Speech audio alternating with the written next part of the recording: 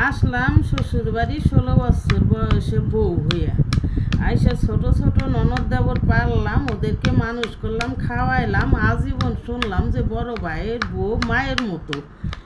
ও মামা মামা মা, এখন এরা মানুষ হওয়ার পরে আমারে কয় তুমি কি করছাও?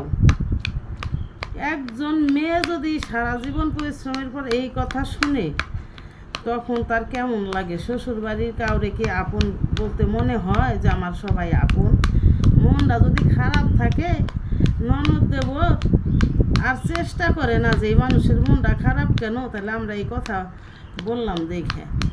তো শাশুড়ি কয় ওর মুখ হয়েছে পুরা বেগুনের মতো, ও আর হাসবো কোত্থেকে?